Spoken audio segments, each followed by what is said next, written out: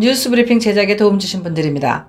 경험과 실적이 증명하는 김효지 부동산 전문인, 절세의 지혜를 나눠드립니다. 이상회계법인, 당신의 편에서 보험사를 상대해주는 제이슨문 손해사정사, 한 곳에서 시작되는 안정된 미래 선우앤선우 종합보험, 50불 이상 주문하면 무료로 배달합니다. 케이터링의 명가 참사랑, 20년의 경험과 실력과 노련함 우리들 척추신경원, 학자금과 대학 입시 상담은 AGM 인스티튜트. 홍성구의 뉴스브리핑 지금 시작하겠습니다. 로컬 소식입니다.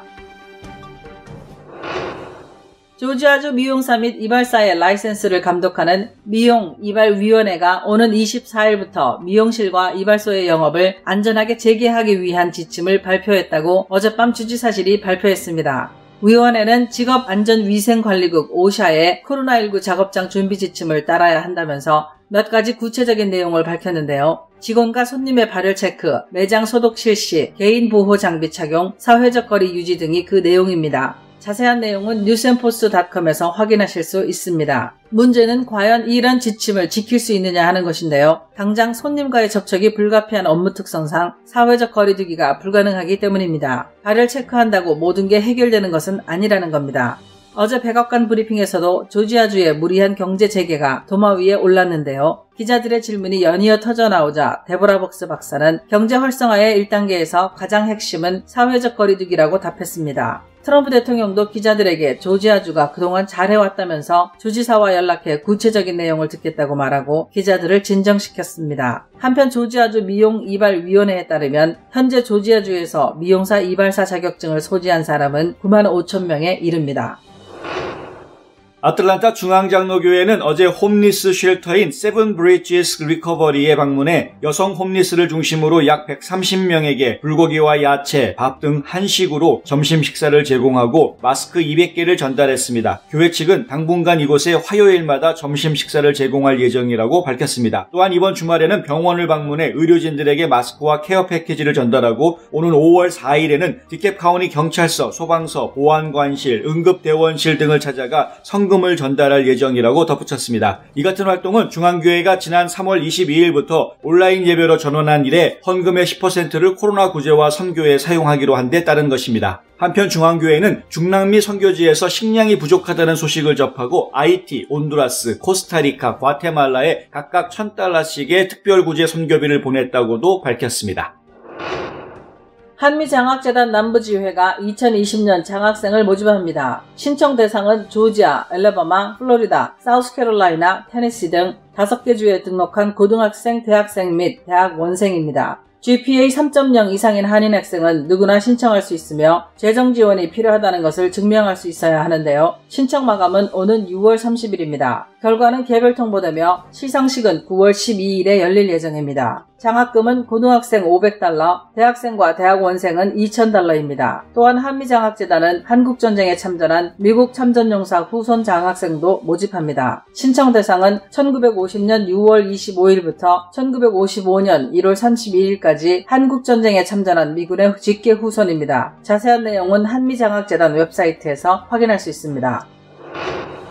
재미한인과학기술자협회가 고등학생을 대상으로 온라인 과학 콘서트를 개최합니다. 과학 콘서트는 세계적으로 유명한 미주 한인 과학자들이 고등학생들과 온라인 회의를 통해 직접 교류할 수 있는 기회를 제공하는데요. 첫날인 오는 29일에는 그래핀 연구의 세계적 권위자로 알려진 필립 김 하버드대 교수가 소재 연구 분야를, 30일에는 나노바이오 융합기술의 세계 최고 석학으로 손꼽히는 룩 리 하버드 의대 교수가 바이오 엔지니어링을, 5월 5일에는 인공지능과 로보틱스 분야 권위자인 다니엘리 코넬대 교수, 5월 7일에는 초고속 코로나19 진단킷을 개발한 에봇사의 에스더 양 전직 선임 디렉터가 바이오 피지컬 케미스트리 분야를, 마지막으로 5월 12일에는 페르미 연구소 부소장 출신인 김영기 시카고대 교수가 분자물리학 분야를 강연합니다. 참가비는 무료지만 화상회의 방식이기 때문에 참석자 수에 제한이 있어 선착순 신청자에 한해 참여할 수 있습니다. 자세한 내용은 재미한인과학기술자협회 홈페이지에서 확인하실 수 있습니다. 한인 경제를 살립시다. 음식 주문 투고와 배달을 통해 지금의 힘든 시기를 함께 뚫고 나아갑시다. 이 캠페인은 미 동남부 한인 외식업협회가 함께합니다. 지구촌 소식입니다.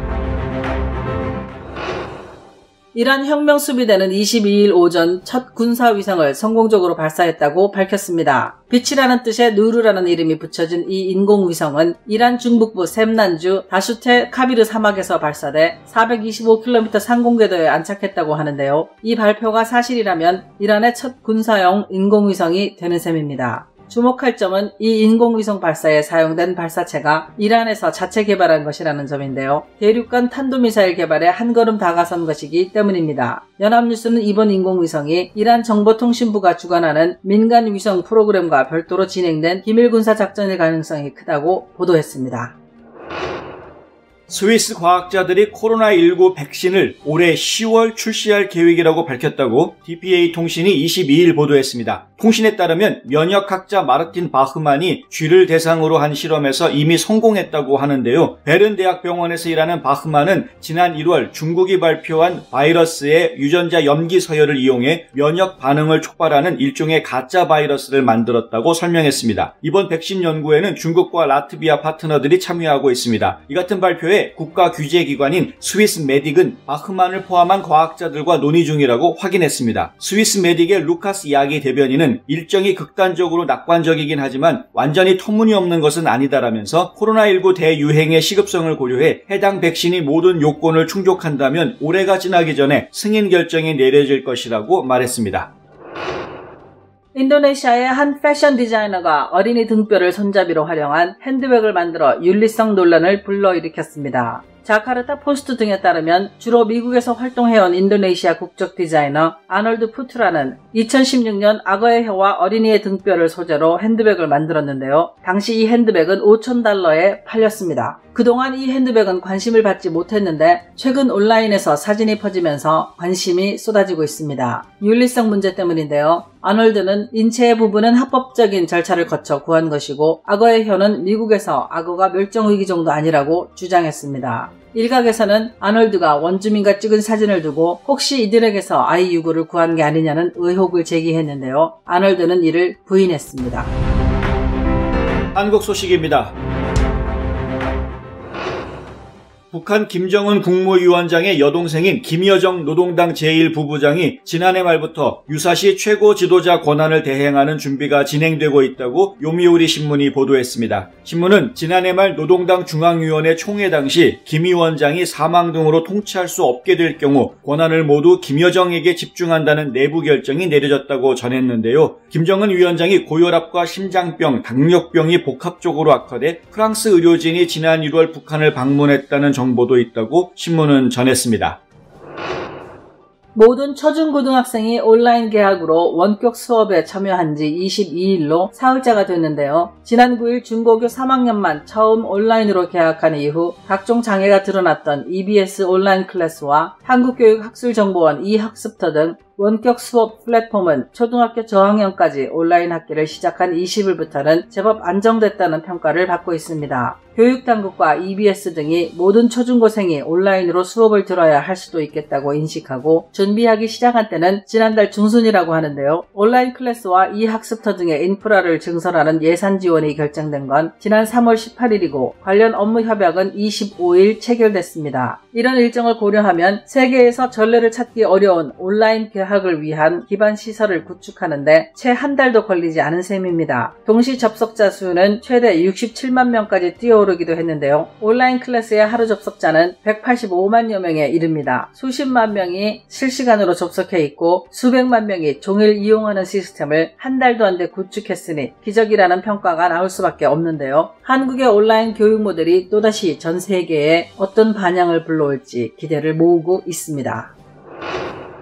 부처님 오신 날인 4월 30일을 시작으로 노동절과 주말에 이어 어린이날까지 6일간의 황금 연휴를 맞아 전국 유명 관광지마다 관광객이 북적일 전망입니다. 전국 유명 관광지 호텔 예약률이 껑충 튀어 올랐는데요. 특히 제주 신라호텔과 해비치 호텔 앤 리조트는 이 기간 예약률이 70%까지 올랐고 골프장 예약은 일찌감치 마감됐습니다. 하지만 코로나19 확산세가 꺾이며 사회적 거리두기가 완화된 분위기 속에 맞는 황금 연휴여서 코로나19 재확산을 막아야 하는 지방자치단체들은 초긴장하고 있다고 연합뉴스가 보도했습니다. 제주도는 첫 번째 관문인 공항과 항만의 방역을 평소보다 강화한다고 하는데요. 강원도와 부산은 관광객에 대해 발열 체크를 한다는 방침이고, 경남도는 4월 30일부터 5월 10일까지 개최하려던 황매산 철쭉제를 전면 취소했습니다. 방역당국 관계자는 황금 연휴 기간 자칫 방심하면 그동안의 노력이 일순간에 물거품이 될 수 있다며 더 안전해질 때까지는 코로나19가 대규모 유행으로 이어지지 않도록 사회적 거리두기에 계속해서 동참하고 감염병 예방 수칙을 준수해 줄 것을 당부드린다고 말했습니다.